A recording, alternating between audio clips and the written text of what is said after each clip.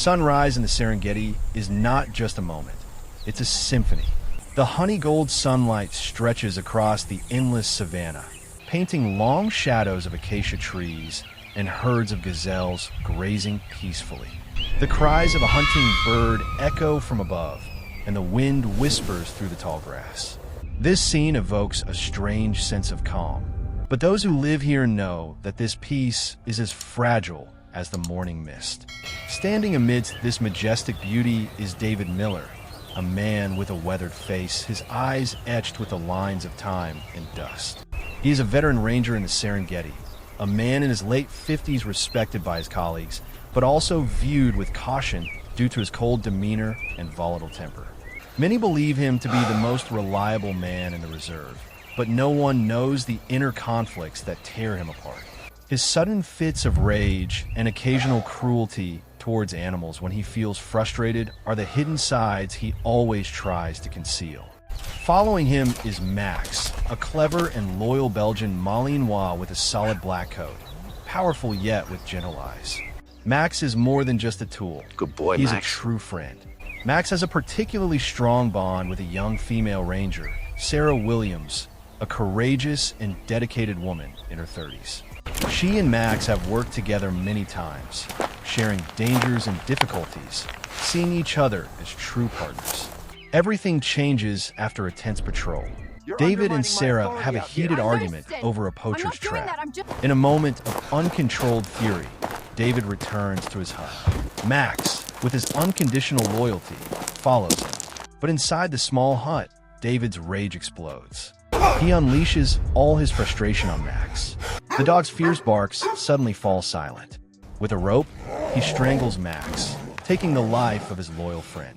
He then puts the dog's body into a black nylon bag, drags it into a thicket of tall grass, intending to dispose of the evidence and bury the crime forever in the silence of the savannah.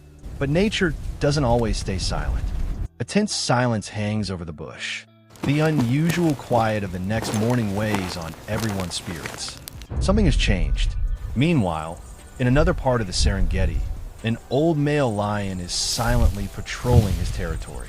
His keen senses pick up a strange and sharp scent, a smell that doesn't belong to a usual prey animal. He approaches a patch of tall grass where the black nylon bag lies still.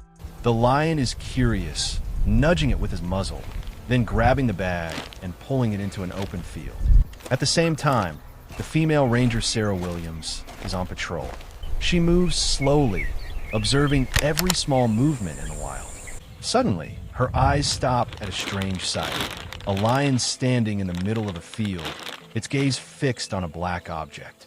A sense of unease swells within her. Using her binoculars, she sees that it is a nylon bag. There are streaks of blood seeping from its bottom. Oh, I A low can do growl this! forms in her chest, the growl of anxiety and suspicion. Carefully shooing the lion away, she approaches. Her heart pounds. With trembling hands, she opens the bag. It's Max. The dog's jet black fur is now stained with dirt and blood. His eyes are closed, and a clear rope burn is visible on his neck. The sight is a gut punch. All her hope, all her optimism shatters. Tears well up in her eyes, hot and salty. She collapses, holding Max's body, her choked sobs blending with the wind Oh, Max! whistling through the grass. In that moment, she understands that Max wasn't just missing. He was brutally murdered. Her grief turns into fury, a painful truth she cannot deny. With trembling hands, she begins to search for clues. Despite the unspeakable pain in her heart, her logic tells her she must act. Her eyes now see not just a loss, but the truth being exposed. Her grief does not paralyze Sarah's will. Instead, it transforms into a fire of determination. She begins to act methodically, like a true crime scene investigator. She carefully photographs every detail and takes meticulous notes. On the dry ground, she finds a line of crushed grass, a sign that something heavy was dragged. Beside it is a clear boot print with a pattern characteristic of the boots worn by rangers. She picks up a few dried drops of blood, carefully placing them in a small plastic bag. When she examines the black nylon bag, She notices a few strands of Belgian Malinois hair and a faint but distinct smell of machine oil, a scent common around David Miller's hut. The rope marks on Max's neck were not from a wild animal, but from a rope, the same type used to tie up tools in the camp. These pieces of evidence begin to paint a clear picture, but she needs more pieces of the puzzle.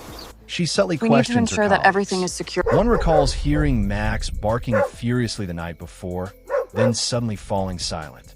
Another remembers seeing David carrying a large, heavy black bag early that morning.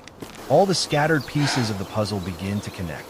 Max disappeared on the same day as David's unusual absence. The boot print at the scene matches his boots.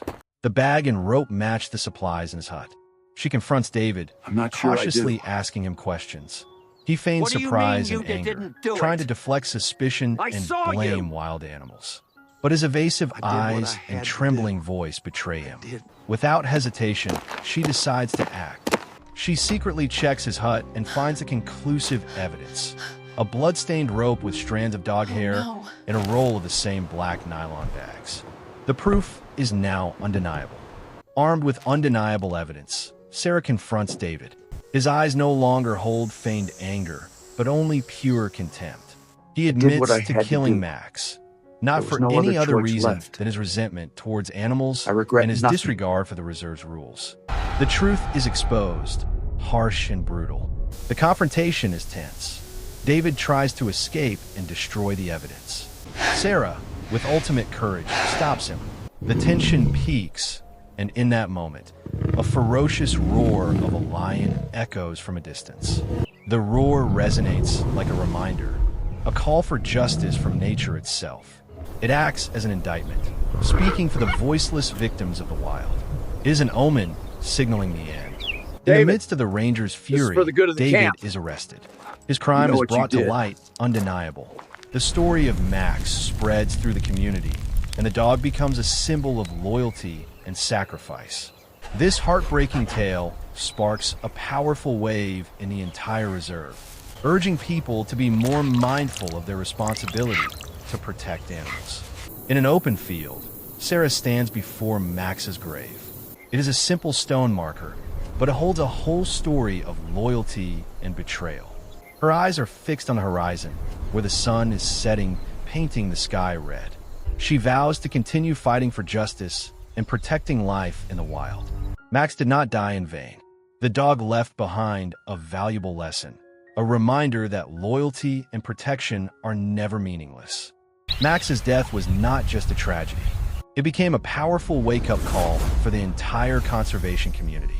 The story of a loyal dog, a friend who sacrificed himself for what he believed in, touched the hearts of millions. It reminds us that animals are not just creatures to be preserved. They are individuals with feelings, loyalty, and a right to be loved and protected. After this incident, the Serengeti Reserve changed fundamentally. The background check process for rangers was tightened. Training programs on animal rights were made mandatory. Max became a symbol for the Justice for Animals campaign, a movement to raise awareness about the cruelty towards wild animals. Sarah Williams, now not just a ranger but an advocate for justice, uses Max's story to inspire and share a message of compassion and courage. She becomes a spokesperson, a powerful voice for those who cannot defend themselves. A year later, she is entrusted with training a new detection dog. The puppy looks up at her with bright, trusting eyes. In that moment, she feels a sense of peace and a deep faith. Max's legacy is not death, but life. Her fight, and the fight of all who love animals, is a long journey. But Max's story has shown us that from the deepest sorrow, a new purpose can emerge. It is a reminder that in the wild world full of dangers, loyalty and love are always the most powerful forces. If Max's story has touched your heart, please take action. Consider supporting organizations dedicated to protecting wild animals. Your contribution, no matter how small, can make a significant difference. Let's work together to ensure no innocent creature suffers from cruelty.